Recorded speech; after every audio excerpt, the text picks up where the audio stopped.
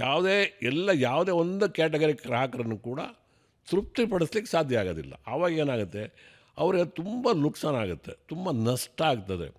10 ಜನ ಕೆಲಸಗಾರ ಮಾಡಬೇಕಾಗಿರುತ್ತೆ, ಅದು 20 ಜನ ಕೆಲಸಗಾರ ಇಟ್ಕೋಬೇಕಾಗತ್ತೆ.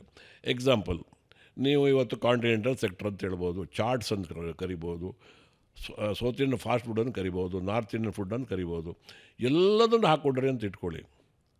ನಿಮಗೆ ಡೈಲಿ ಒಂದು 200 ಗ್ರಾಹಕರು ಬಂದರೆ ಎಲ್ಲ ಒಂದು 20-23 ಜನಕ್ಕೆ ಒಂದೊಂದು ತಿಂಡಿಗೆ ಆಗೋಗ್ಬಿಟ್ರೆ ಅದಕ್ಕೆ ಮಾಡಲಿಕ್ಕೇ ಇಬ್ಬಿಬ್ಬರು ಕೆಲಸಗಾರ ಬೇಕಾಗ್ತಾರೆ. ಅದಕ್ಕೆ ಅವ್ರಿಗೆ ಬೇಕಾಗಿರೋ ಸಂಬಳನೇ ವಿಪರೀತ ಆಗ್ತದೆ, ಒಳ್ಳೆ ಜಾಗ ಇರೋದಿಲ್ಲ.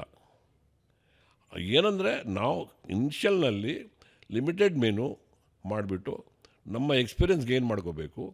ಆ ನಂತರ ನಾವು ಅದನ್ನು ಮುಂದೆ ಹೇಗೆ ಮುಂದುವರ್ಸ್ಕೋಬೇಕು, ಬೇರೆ ಜಾಗಕ್ಕೆ ನಾವು ಶಿಫ್ಟ್ ಮಾಡ್ಕೊಳ್ಳೋದಾ, ಇನ್ನೊಂದು ಸ್ವಲ್ಪ ದೊಡ್ಡ ಹೋಟೆಲ್ ಮಾಡೋದಾ, ಹೇಗೆ ಮಾಡೋದು ಆಲೋಚನೆ ಮಾಡ್ಕೋಬೇಕು. ನ್ಯೂ ಕಮ್ಮರ್ಸ್ ಮಾತ್ರ ಯಾವಾಗಲೂ ತುಂಬ ಲಿಮಿಟೆಡ್ ಮೆನು ಹಾಕ್ಕೊಂಡು ಸಣ್ಣ ಪ್ರಮಾಣದಲ್ಲಿ ಮಾಡಿಕೊಂಡು ಎಕ್ಸ್ಪೀರಿಯನ್ಸ್ ಗೇನ್ ಮಾಡಿದ್ರೆ ಡೆಫಿನೆಟಾಗಿ ಅವ್ರು ವಿನ್ ಆಗಲಿಕ್ಕೆ ಚಾನ್ಸಸ್ ಇದೆ.